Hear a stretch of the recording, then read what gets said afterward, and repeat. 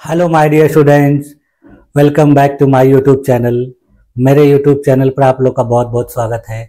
Dear student, आज की class में हम लोग बीएड के शारीरिक और स्वास्थ्य शिक्षा वाले पेपर का अध्ययन करेंगे।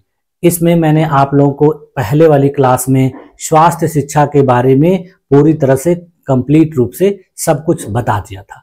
आज मैं आप लोगों को शारीरिक शिक्षा के बारे में बताऊंगा, अध्ययन कराऊंगा। इसके बाद हम लोग अगला यूनिट जो है उसका अध्ययन करेंगे। चलिए आइए देखा जाए कि शारीरिक शिक्षा का किसी भी स्कूल में, विद्यालय में या किसी शिक्षक के लिए क्या महत्व है। शारीरिक शिक्षा का ज्ञान रहने पर एक शिक्षक उसको कैसे अपने विद्यालय में उपयोग करेगा, बच्चों को किस प्रकार से शारीरिक शिक्षा का ज्ञान प्रदान करेगा, कैसे बच्चों को स्वस्थ रहने के लिए वह प्रयास करेगा, कौन कौन से कार्यक्रम चलाएगा, ये सारी बातें आज की क्लास में हम लोग देखेंगे। तो चलिए आइए देखा जाए। हाँ, चलिए देखें, विद्यालयों के द्वारा जो स्वास्थ्य कार्यक्रम आयोजित किए जाते हैं विद्यालयों में, महाविद्यालयों में, छोटे छोटे स्कूलों में, तो उन कार्यक्रमों के आयोजित किए जाने का क्या उद्देश्य होता है, क्यों आयोजित किए जाते हैं, उनको देख लेते हैं। देखिए, विद्यालय स्वास्थ्य कार्यक्रम का उद्देश्य बच्चों के शारीरिक, मानसिक, सामाजिक और भावनात्मक स्वास्थ्य को बेहतर बनाना होता है। इस प्रकार के कार्यक्रम आयोजित किए जाते हैं तो बच्चों का सर्वांगीण विकास करने का लक्ष्य होता है। यह कार्यक्रम छात्रों को स्वास्थ्य के प्रति जागरूक करने, बीमारियों की रोकथाम करने और स्वस्थ जीवन शैली अपनाने के लिए प्रेरित करता है। इस कार्यक्रम के देखिए क्या महत्वपूर्ण उद्देश्य होते हैं।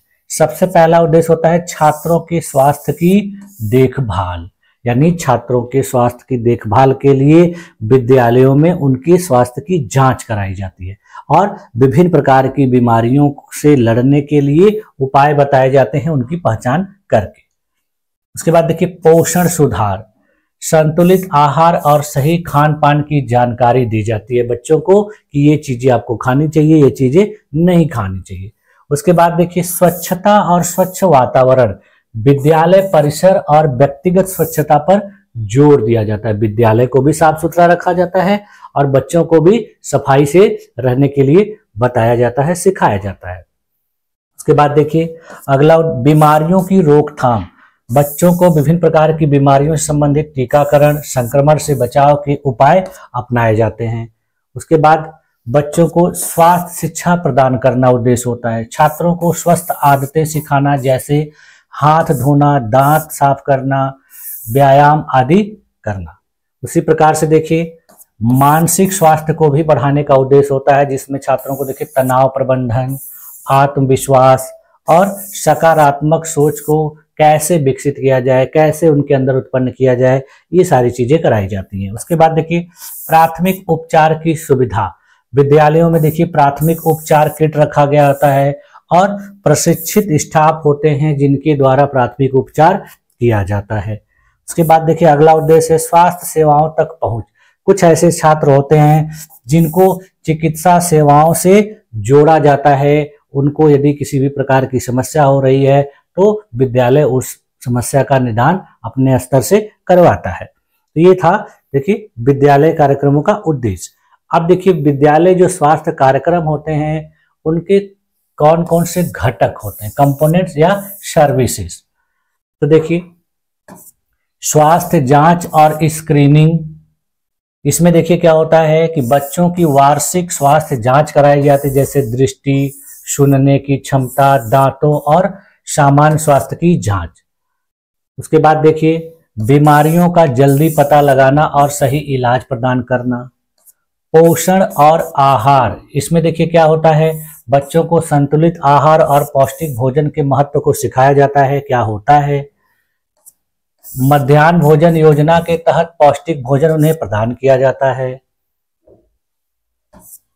अगला घटक देखिए स्वच्छता और स्वच्छ विद्यालय, छात्रों को व्यक्तिगत स्वच्छता में जैसे देखिए हाथ धोना, नाखून काटना, दांत साफ करना आदि की आदतें सिखाई जाती है। स्वच्छ शौचालय और पीने के पानी की व्यवस्था सुनिश्चित करना। चौथा घटक देखिए बीमारियों की रोकथाम और टीकाकरण, बच्चों को विभिन्न प्रकार की बीमारियों जैसे मलेरिया, डेंगू, एनीमिया और त्वचा रोगों से बचाव के लिए उपाय किया जाता है। बच्चों को आवश्यक टीकाकरण जैसे टिटनेस, पोलियो इत्यादि दिए जाते हैं।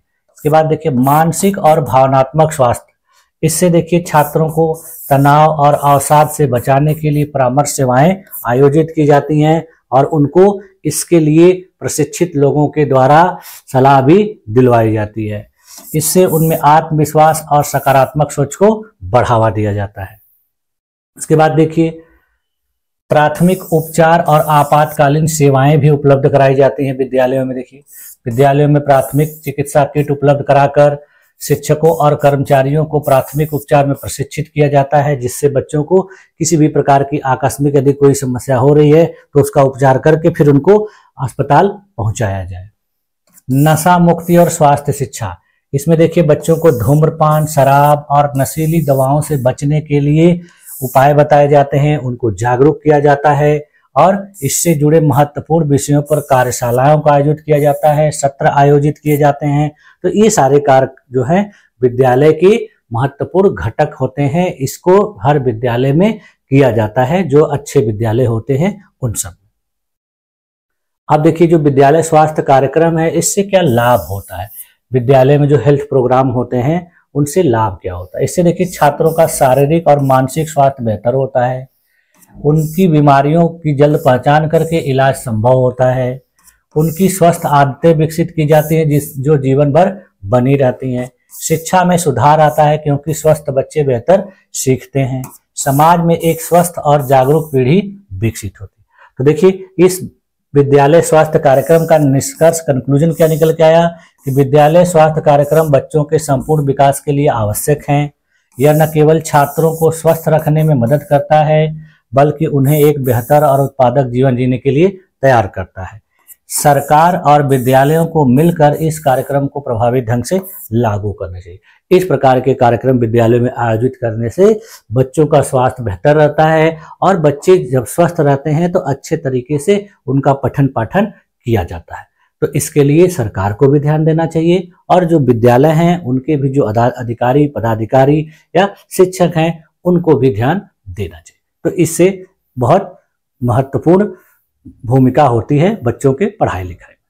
ठीक, अब देखिए अगला टॉपिक है विद्यालय स्वास्थ्य कार्यक्रम में शिक्षकों की भूमिका। ये सारी चीजें देखिए मैं जो आपको बता रहा हूँ ये पॉइंट टू पॉइंट आपके सिलेबस में दिया गया है और मैंने सिलेबस में सब चीजें बताई थी आपको कि ये चीजें पढ़नी है, तो उसी के अकॉर्डिंग बस जो सिलेबस में पढ़ना है मैं वही चीजें बता रहा हूँ। तो देखिए विद्यालय स्वास्थ्य कार्यक्रम को सफल बनाने में शिक्षक की महत्वपूर्ण भूमिका होती है। किसी भी विद्यालय में यदि कोई कार्यक्रम आयोजित किया जा रहा है तो उसमें वहाँ के शिक्षकों का महत्वपूर्ण योगदान होता है, उसकी सफलता वहाँ के शिक्षकों पर ही निर्भर करती है। तो देखिए शिक्षक जो हैं केवल छात्रों को शिक्षित नहीं करते हैं बल्कि उनके शारीरिक, मानसिक और सामाजिक स्वास्थ्य का भी ध्यान रखते हैं। शिक्षक बच्चों को स्वास्थ्य संबंधित जागरूकता प्रदान करने, स्वस्थ आदतें विकसित करने और बीमारियों से बचाव के उपाय बताते हैं और उनको प्रेरित करते हैं। देखिए विद्यालय स्वास्थ्य कार्यक्रम में शिक्षकों की क्या क्या भूमिका होती है।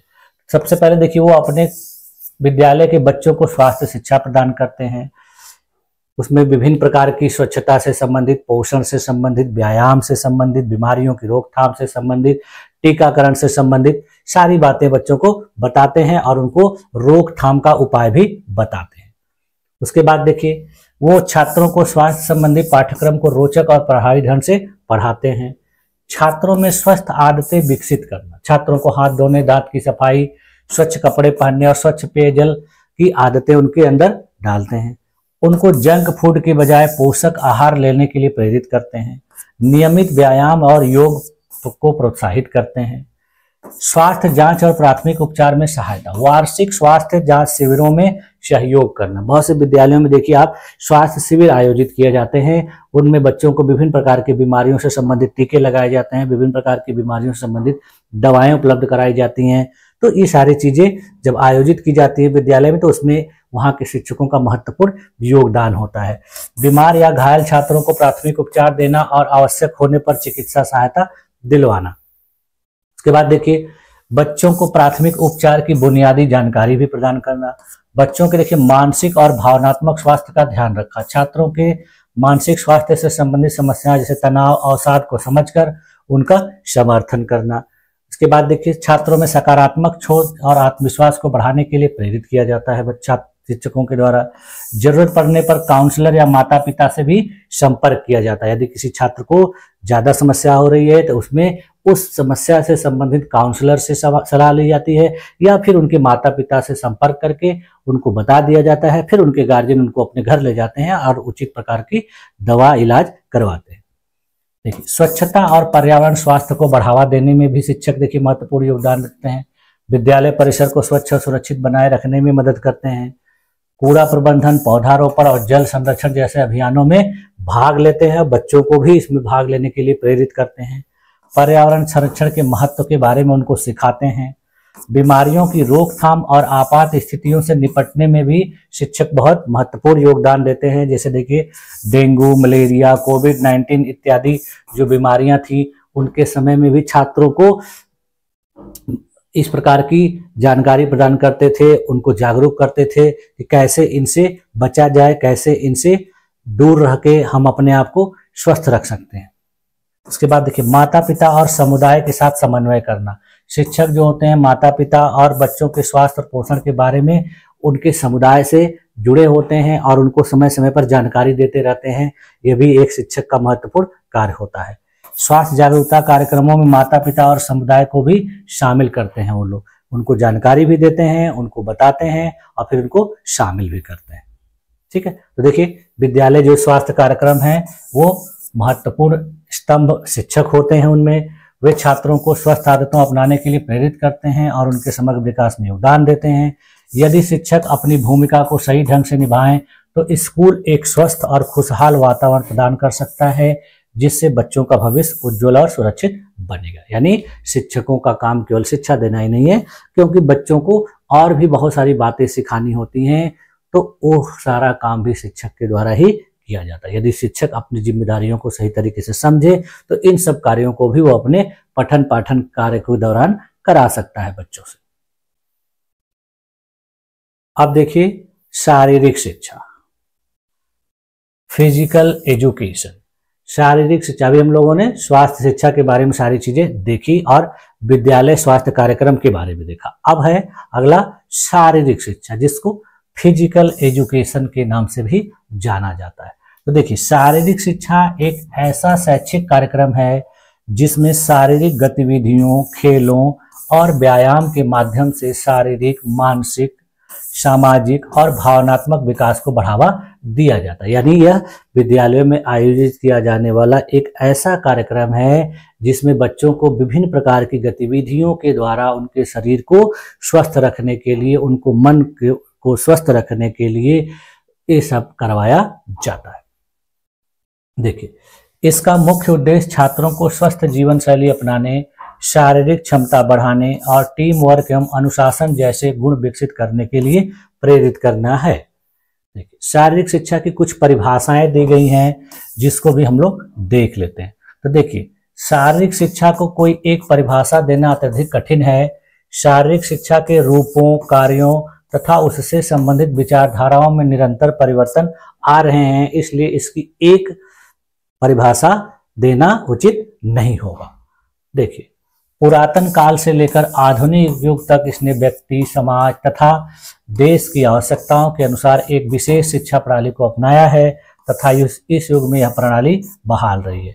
यही कारण है कि शारीरिक शिक्षा की भिन्न भिन्न परिभाषाएं दी गई है, जिसमें देखिए कुछ विद्वानों के द्वारा इसकी परिभाषाएं किस प्रकार से दी गई। जिसमें देखिए जेबी नैश के द्वारा शारीरिक शिक्षा की परिभाषा क्या दी गई है। उनका कहना है कि शारीरिक शिक्षा समूची शिक्षा का एक भाग है जिसका संबंध मांसपेशियों की क्रियाओं के साथ, यानी कह रहे हैं कि जो हम सभी प्रकार की शिक्षा विद्यालयों में प्राप्त करते हैं या विद्यालय के बाहर प्राप्त करते हैं, उसमें एक भाग है शारीरिक शिक्षा जो हमारी मांसपेशियों को बेहतर तरीके से कार्य करने के लिए उपयोग की जाती है।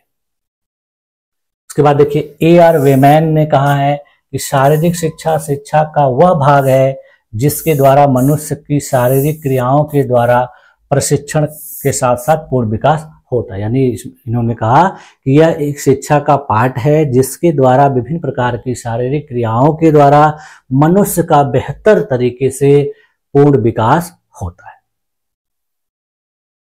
उसके बाद देखिए चार्ल्स ए बूचर ने क्या कहा है कि शारीरिक शिक्षा समस्त शिक्षा प्रक्रिया का एक अभिन्न अंग, उद्यमशीलता का एक क्षेत्र है जो चुनी हुई शारीरिक गतिविधियों के माध्यम से मनुष्य के निष्पादन क्षमता का परिणाम करता है। यानी यह भी देखिए बता रहे हैं कि शिक्षा का एक पार्ट है जिसके द्वारा कुछ क्रियाविधियों के द्वारा शिक्षा को बेहतर बनाया जा सकता है, मनुष्य की कार्य क्षमता में बेहतर प्रगति की जा सकती है। उसके बाद देखिए एडवर्ड हिचकॉक ने क्या कहा है, शारीरिक शिक्षा से आशय छात्र की शक्ति व योग्यता के संचरण से है जो उसके शरीर को चुस्त और सुचारू रूप में रखने एवं उसकी बौद्धिक एवं संवेगात्मक जीवन को महान सामर्थ्य देने में सक्षम होती है। उसी प्रकार से देखिए एडवर्ड एफ वाल्टमर एवं आर्थर ए स्टिंगर ने क्या कहा है, शारीरिक शिक्षा वह प्रक्रिया है जिसके द्वारा व्यक्ति में परिवर्तन उसके क्रियाशील अनुभवों के माध्यम से आते हैं। फिर देखिए जेएफ विलियम्स के अनुसार क्या कहा गया है, शारीरिक शिक्षा व्यक्ति को उन परिस्थितियों में कुशल नेतृत्व प्रदान करता है जिसके द्वारा एक व्यक्ति शारीरिक रूप से स्वस्थ, मानसिक रूप से सजग तथा सामाजिक जीवन में परिस्थितियों के अनुरूप कार्य कर सके। इनकी परिभाषा देखिए बहुत ही विस्तृत है। इसमें बताया गया है कि शिक्षा के साथ साथ जो पारंपरिक शिक्षा विद्यालयों में प्रदान की जाती है उसके साथ विभिन्न प्रकार की शारीरिक क्रियाविधियों के द्वारा भी बच्चों के स्वास्थ्य को बेहतर किया जा सकता है। स्वास्थ्य बेहतर रहेगा तो उनकी सोच मानसिक रूप से बेहतर होगी और फिर वो अपने जीवन में आने वाली समस्याओं परिस्थितियों से लड़ने में बेहतर तरीके से कारगर होंगे। उसी प्रकार से देखिए एच.सी. बक के अनुसार क्या कहा गया है कि शारीरिक शिक्षा शिक्षा के सामान्य कार्यक्रम का एक भाग है जिसका संबंध शारीरिक क्रियाकलापों द्वारा बच्चे की वृद्धि एवं विकास से है। उसी प्रकार से देखिए श्री शर्मा जी के अनुसार क्या कहा गया है कि शारीरिक शिक्षा उत्तम नागरिकता या उत्तम स्वास्थ्य की उन्नति का एक महत्वपूर्ण साधन है। एक तंदुरुस्त व्यक्ति की क्रियाशीलता उसके उत्तम स्वास्थ्य पर निर्भर करती है। ठीक है, तो इस प्रकार से देखिए विभिन्न विद्वानों के द्वारा शारीरिक शिक्षा की अनेक परिभाषाएं दी गई हैं और सब परिभाषाओं का एक ही निष्कर्ष निकल कर आता है कि यह सामान्य शिक्षा के साथ साथ प्रदान की जानी चाहिए और इसमें छात्रों को विभिन्न प्रकार की शारीरिक क्रियाविधियों को कराया जाना चाहिए जिससे उनका शरीर मजबूत होगा, उनका मस्तिष्क एकदम क्रियाशील होगा और जब ये दोनों सही तरीके से रहेंगे तो वो अपने जीवन में बेहतर शिक्षा प्राप्त कर कर अच्छा कार्य करेंगे और सफलता प्राप्त करेंगे। अब देखिए शारीरिक शिक्षा का उद्देश्य, शारीरिक शिक्षा क्यों प्रदान की जानी चाहिए। तो देखिए शारीरिक शिक्षा शारीरिक फिटनेस को बढ़ावा देने के लिए की जाती है। इससे देखिए विभिन्न प्रकार की जो क्रियाविधियां कराई जाती हैं जिसमें मांसपेशियों की मजबूती होती है, हृदय स्वास्थ्य और संपूर्ण शारीरिक विकास को प्रोत्साहित किया जाता है। इससे देखिए मानसिक विकास होता है, छात्रों में एकाग्रता, आत्मविश्वास और निर्णय लेने की क्षमता का विकास होता है। सामाजिक विकास इसका उद्देश्य है, इसमें टीम वर्क, खेल भावना और आपसी सहयोग को सिखाया जाता है। जब छात्रों को विभिन्न प्रकार के खेल खिलाए जाते हैं, विभिन्न प्रकार के शारीरिक कार्यक्रम आयोजित किए जाते हैं तो उसमें आपस में टीम भावना, सहयोग की भावना का भी विकास होता है। अगला भावनात्मक संतुलन बनाने के लिए भी इसका बहुत महत्वपूर्ण योगदान है। तनाव और नकारात्मक भावनाओं को नियंत्रित किया जाता है। स्वस्थ जीवन शैली को अपनाना इसका महत्वपूर्ण उद्देश्य है जिसमें संतुलित आहार, अनुशासन और नियमित व्यायाम की आदत डाली जाती है। नैतिक और चारित्रिक विकास इसका उद्देश्य है जिसमें अनुशासन, धैर्य, नेतृत्व और आत्मनियंत्रण विकसित किया जाता है।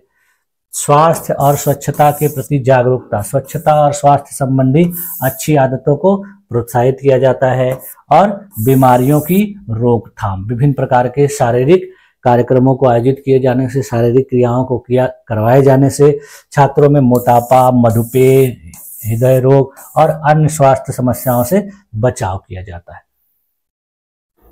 अब देखिए शारीरिक शिक्षा के घटक, कंपोनेंट्स ऑफ फिजिकल एजुकेशन। तो देखिए शारीरिक शिक्षा के घटकों में पहला है शारीरिक रूप से फिटनेस जिसमें मांसपेशियों की मजबूती, धीरज, लचीलापन और शरीर का संतुलन शामिल होता है।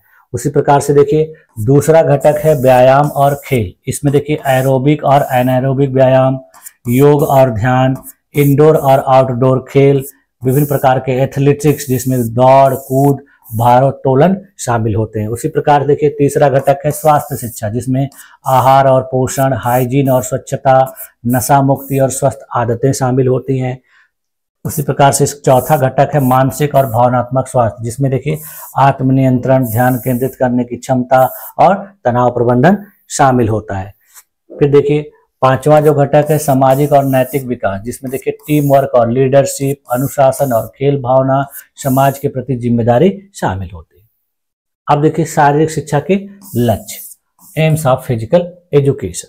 तो देखिए शारीरिक शिक्षा के लक्ष्य विभिन्न स्तरों पर व्यक्ति के विकास को सुनिश्चित करते हैं जो निम्नलिखित है। जैसे देखिए जो उद्देश्य था उसी से लगभग मिलता जुलता लक्ष्य भी रखा जाता है, जिसमें देखिए पहला लक्ष्य क्या है, शारीरिक विकास का लक्ष्य। इसका मतलब कि छात्रों के शरीर का विकास बेहतर तरीके से हो, उनके शरीर और मस्तिष्क में आपस में समन्वय बेहतर तरीके से स्थापित हो, तो इसके लिए पहला लक्ष्य शारीरिक विकास रखा जाता है। उसके प्रकार देखिए दूसरा लक्ष्य जो है मानसिक विकास का लक्ष्य रखा जाता है।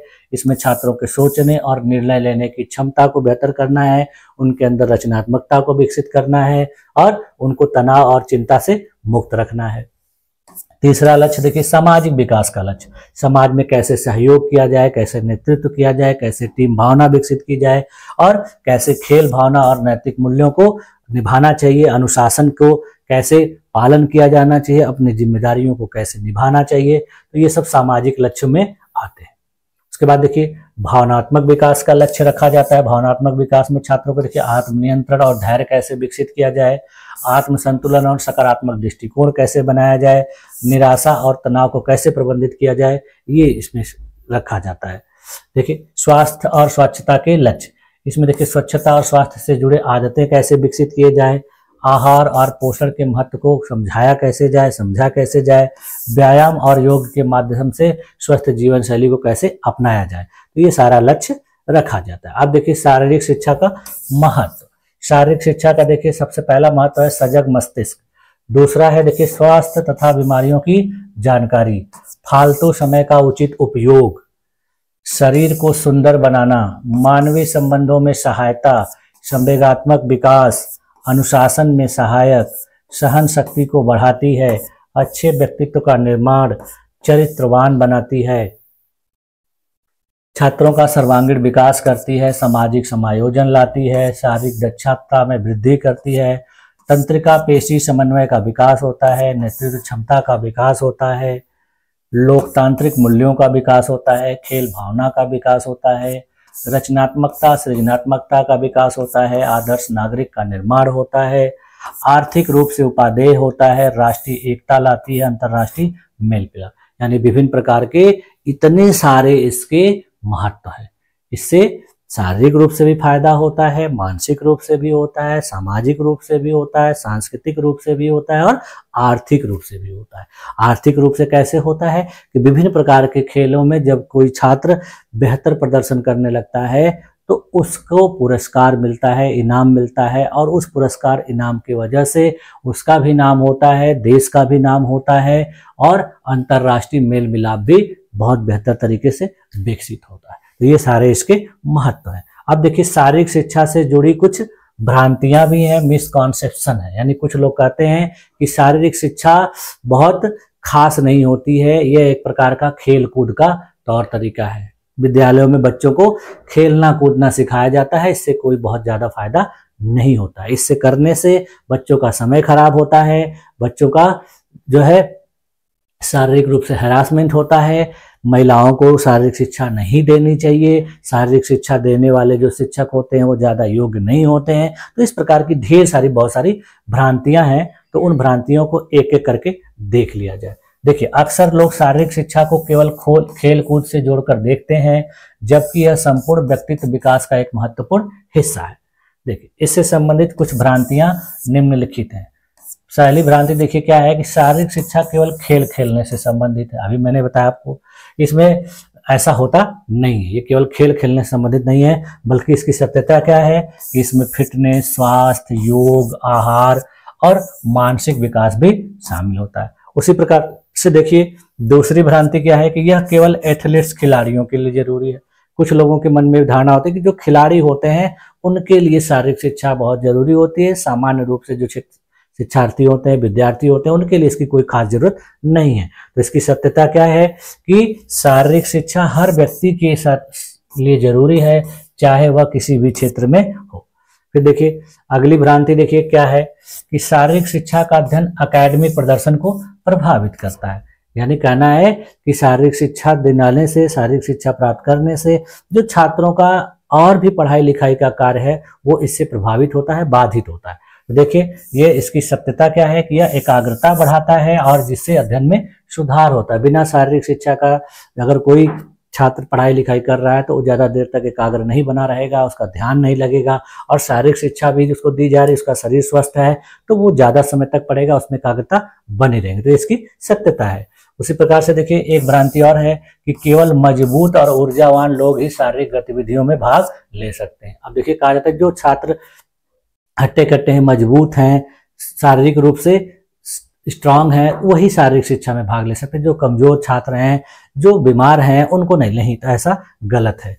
कोई भी व्यक्ति अपनी क्षमता के अनुसार भाग ले सकता है और अपनी फिटनेस सुधार सकता है। जिसकी जैसी क्षमता है वो उस प्रकार की शारीरिक गतिविधियों को करे, उस प्रकार के खेलों को खेले, जिससे उसका शरीर धीरे धीरे और भी मजबूत होगा। उसी प्रकार से देखिए एक भ्रांति यह है कि शारीरिक शिक्षा का स्वास्थ्य पर स्थायी प्रभाव नहीं पड़ता। ये पूरी तरह से देखिए गलत है। इसकी सत्यता क्या है कि यह दीर्घकालिक स्वास्थ्य लाभ प्रदान करता है, जैसे कि हृदय स्वास्थ्य, वजन नियंत्रण और मानसिक संतुलन। तो ये महत्वपूर्ण भ्रांतियां थी। इसके अलावा देखिए कुछ और भी भ्रांतियां हैं जो इस प्रकार से हैं। देखिए कुछ लोगों के द्वारा कहा जाता है कि शारीरिक शिक्षा अकादमिक कक्षाओं के मध्य का विश्राम है। ये कहते हैं कुछ लोग कि शिक्षकों को जब पढ़ाने का मन नहीं होता है तो उसमें विश्राम देने के लिए या विश्राम करने के लिए बच्चों को खेलने के लिए कह देते हैं। उसके बाद देखिए दूसरी भ्रांति क्या, शारीरिक शिक्षा को कोई भी पढ़ा सकता है, इसके लिए किसी प्रशिक्षित व्यक्ति की आवश्यकता नहीं। यानी कह रहे हैं कुछ लोग कि शारीरिक शिक्षा कोई भी प्रदान कर सकता है, इसको कोई ट्रेंड व्यक्ति की जरूरत नहीं है। उसके बाद देखिए शारीरिक शिक्षा शिक्षक अन्य शिक्षकों की तुलना में निम्न स्तर के अकादमिक स्तर से संबंधित होता है। देखिए एक भ्रांति ये भी है, कहा जाता है कि जो शारीरिक शिक्षा प्रदान करने वाले टीचर होते हैं अन्य विषयों के टीचरों से कम योग्यता रखते हैं, उनका अकादमिक स्तर बहुत लो होता है। फिर देखिए शारीरिक शिक्षा की कक्षाएं मूल रूप से खेल की कक्षा होती है, ये भ्रांतियां हैं। फिर देखिए शारीरिक शिक्षा कक्षाओं को इस प्रकार रखा जाता है कि अन्य शिक्षकों को एक रिक्त पीरियड मिल जाए। कुछ लोगों का कहना है कि शारीरिक शिक्षा को इस प्रकार बनाया जाता है कि कुछ शिक्षकों को पढ़ाने के लिए एक एक्स्ट्रा पीरियड मिल जाए, उनको खाली समय मिल जाए और दूसरे क्लास में जाके पढ़ाएं। शारीरिक शिक्षा कक्षाओं को अन्य कक्षाओं जितना महत्व और सम्मान नहीं मिलता है। कुछ लोगों का कहना है, ये भ्रांतियां हैं कि शारीरिक शिक्षा जो प्रदान करने वाले शिक्षक होते हैं, जो छात्र प्राप्त करने वाले होते हैं, उनको उतना ज्यादा महत्व और सम्मान नहीं मिलता है। फिर कुछ लोग क्या कहते हैं, शारीरिक शिक्षा की आवश्यकता प्रारंभिक कक्षाओं के विद्यार्थियों को नहीं है। यह कहा जा रहा है कि जो प्राथमिक स्कूलों के विद्यार्थी होते हैं उनको शारीरिक शिक्षा की कोई जरूरत नहीं, ये भी एक प्रकार की भ्रांति है।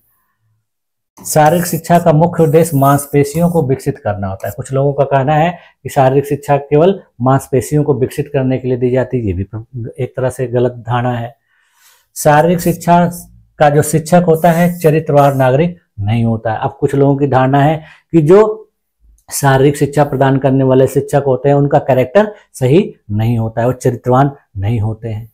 फिर कुछ लोगों का कहना है कि शारीरिक शिक्षा का जो शिक्षक होता है बुद्धिमत्ता में औसत से भी कम स्तर के होते हैं। कुछ लोगों का कहना है कि जो शारीरिक शिक्षा के टीचर होते हैं उनकी बुद्धिमत्ता का स्तर जो है सामान्य लोगों से कम होता है। फिर देखिए कुछ लोगों का कहना है कि शारीरिक शिक्षा मात्र दौड़ना कूदना और पीटी है। कुछ लोग कहते हैं कि शारीरिक शिक्षा का मतलब कि दौड़ो कूदो और पीटी करो, बस यही शारीरिक शिक्षा, लेकिन ऐसा है नहीं, शिक्षा इससे ज्यादा है। महिलाओं को शारीरिक शिक्षा की आवश्यकता नहीं है क्योंकि उनकी मांसपेशियां विकसित नहीं करनी। अब कुछ लोगों का कहना है कि लड़कियों को महिलाओं को शारीरिक शिक्षा जरूरत ही नहीं है क्योंकि उनको मांसपेशियों का विकास नहीं करना है। फिर देखिए कुछ लोग कहते हैं महिलाओं को अधिक शारीरिक क्रियाओं में सम्मिलित नहीं होना चाहिए क्योंकि इससे इनके आंतरिक अंगों को चोट पहुंच सकती है। देखिए ये सब क्या है, भ्रांतियां ही तो हैं। उसमें देखिए उच्च स्तर के खिलाड़ियों को शारीरिक शिक्षा की कोई आवश्यकता नहीं है। कहा जा रहा है कि जो उच्च स्तर के खिलाड़ी होते हैं उनको शारीरिक शिक्षा की कोई जरूरत नहीं है, क्योंकि वो खुद ही अपने खेल में बहुत बेहतर प्रदर्शन कर रहे हैं। लेकिन ये भी गलत है। शारीरिक शिक्षा का उपयोग मात्र मनोरंजनात्मक है, इससे कोई अधिगम प्रक्रिया नहीं होती। फिर देखिए कुछ लोगों का कहना है कि शारीरिक शिक्षा एक प्रकार का मनोरंजन हो, इससे छात्रों को मनोरंजन मिलता है, इससे कोई अधिगम नहीं होता, उनसे किसी भी प्रकार की लर्निंग वो नहीं करते हैं। ठीक है, अब देखिए शारीरिक शिक्षा और सामान्य शिक्षा के बीच में क्या रिलेशन है, इसको भी देख लेते हैं। ये भी आपके सिलेबस में दिया गया, यानी शारीरिक शिक्षा और सामान्य रूप से जो शिक्षा प्रदान की जाती है वो एक दूसरे से कैसे रिलेटेड है। तो देखिए शारीरिक शिक्षा और सामान्य शिक्षा दोनों ही व्यक्ति के समग्र विकास में महत्वपूर्ण भूमिका निभाते हैं। अब देखिए सामान्य शिक्षा क्या करती है, इसका उद्देश्य बौद्धिक, सामाजिक और नैतिक विकास करना है, जबकि शारीरिक शिक्षा शारीरिक, मानसिक और भावनात्मक विकास को सुनिश्चित करती है। देखिए जब किसी छात्र का शारीरिक और मानसिक बौद्धिक विकास हुआ रहेगा तभी वो बेहतर तरीके से सामान्य रूप से शिक्षा प्राप्त करने के योग्य होगा। ये दोनों शिक्षा प्रणालियां मिलकर व्यक्ति को एक स्वस्थ, आत्मनिर्भर और संतुलित जीवन जीने के लिए तैयार करती हैं। शारीरिक शिक्षा और सामान्य शिक्षा के बीच के संबंध को इस प्रकार से देखा जाता है। तो देखिए संपूर्ण व्यक्तित्व के विकास में ये दोनों महत्वपूर्ण योगदान देती हैं, जिसमें देखिए सामान्य शिक्षा बौद्धिक, नैतिक और सामाजिक विकास पर ध्यान देती है, जबकि शारीरिक शिक्षा शारीरिक स्वास्थ्य, फिटनेस और समन्वय में सुधार करती है, जिससे दोनों मिलकर व्यक्ति के समग्र विकास में योगदान देते हैं। दूसरा देखिए इसका संबंध मानसिक और शारीरिक स्वास्थ्य के लिए है। मानसिक स्वास्थ्य के लिए सामान्य शिक्षा आवश्यक है, जिससे सोचने, निर्णय लेने और समस्या समाधान की क्षमता बढ़ती है। उसी प्रकार से देखिए शारीरिक स्वास्थ्य के लिए शारीरिक शिक्षा आवश्यक है, जिससे शरीर सक्रिय, मजबूत और ऊर्जावान बनता है। उसी प्रकार से देखिए यदि व्यक्ति मानसिक रूप से स्वस्थ नहीं होगा तो वह ठीक से अध्ययन नहीं कर पाएगा, और यदि वह शारीरिक रूप से स्वस्थ नहीं होगा तो वह अपने दैनिक कार्यों को प्रभावी ढंग से नहीं कर सकेगा। तो देखिए दोनों एक दूसरे से कैसे रिलेटेड है। उसी प्रकार से देखिए अनुशासन और आत्मनियंत्रण में दोनों का कैसे देखिए रिलेशन है। सामान्य शिक्षा नैतिक मूल्यों, सामाजिकता और अनुशासन को सिखाती है, जबकि शारीरिक शिक्षा खेलों और व्यायाम के माध्यम से आत्मनियंत्रण, धैर्य और नेतृत्व क्षमता विकसित करती है। दोनों मिलकर एक जिम्मेदार नागरिक तैयार करती है। उसी प्रकार से देखिए सीखने की क्षमता में सुधार ये दोनों के द्वारा कैसे होता है।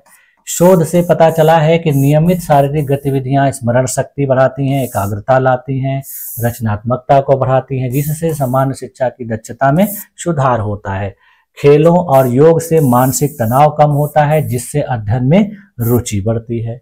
उसी प्रकार से देखिए सामाजिक विकास और टीम वर्क में दोनों कैसे योगदान देती हैं। सामान्य शिक्षा समाज में सही आचरण और मानवीय मूल्यों को विकसित करती है, जबकि शारीरिक शिक्षा खेलों और समूह गतिविधियों के माध्यम से टीम वर्क, सहयोग और नेतृत्व क्षमता को बढ़ावा देती है। इससे व्यक्ति समाज में बेहतर तरीके से घुल मिलकर रह सकता है और सामाजिक उत्तरदायित्व निभा सकता है। तो देखिए इन सभी कामों में दोनों एक दूसरे से मिलकर महत्वपूर्ण योगदान देते हुए छात्रों का, व्यक्तियों का समग्र विकास करते हैं। इसी प्रकार से देखिए जीवन कौशल और आत्मनिर्भरता में ये दोनों कैसे योगदान देती हैं। सामान्य शिक्षा व्यक्ति को ज्ञान, तर्क शक्ति और संचार कौशल प्रदान करती है, जबकि शारीरिक शिक्षा संकटों से निपटने, आत्मविश्वास बढ़ाने और निर्णय लेने की क्षमता का विकास करती है। दोनों मिलकर व्यक्ति को आत्मनिर्भर बनने में सहायता करते हैं। उसी प्रकार से देखिए स्वास्थ्य और रोगों की रोकथाम में दोनों कैसे योगदान देते हैं।